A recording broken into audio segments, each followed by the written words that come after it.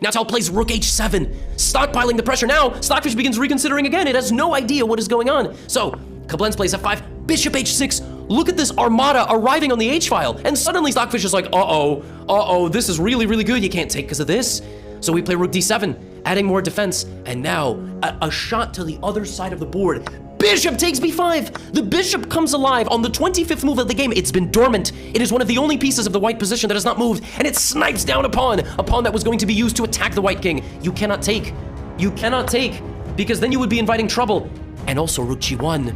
This is the idea, to put 22 points of pressure on the g7 square, which becomes untenable. Black plays rook f7. Rook g1. The bishop snipes the king. From all angles, the Koblenz's position is disintegrating.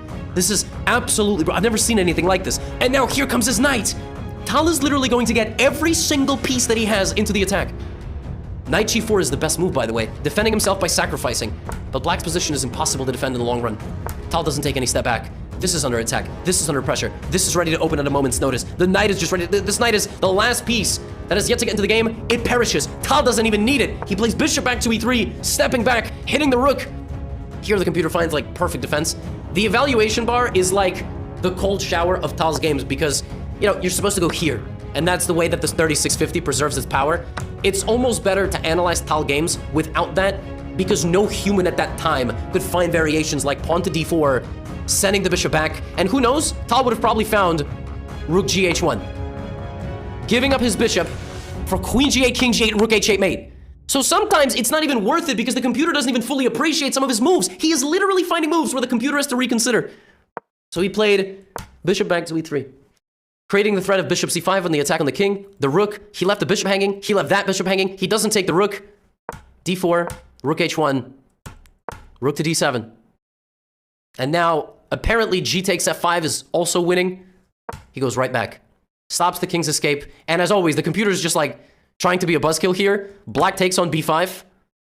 Rook h6.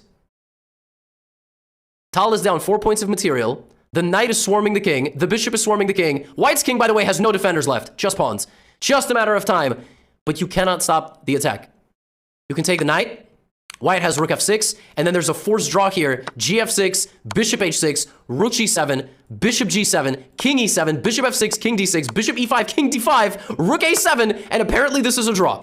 The black king marches into the center of the board. No human on the planet would have done that against Tal in the mid-20th century, and instead, the white king slides to stop the pawn, and the game is over. The game is over. Queen c6, rook f6 check. The attack swarms in. You can't take the queen, and black resigns.